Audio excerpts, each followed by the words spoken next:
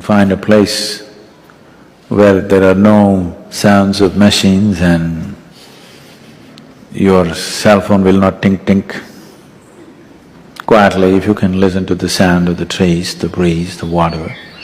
just the natural sounds, if you pay enough attention, tremendous things will happen to you. So if you just sit there and listen and listen and listen and listen, slowly you start noticing there is a pattern and an organization to this which is far bigger than any human symphonies that you can achieve, far more complex and far more intense.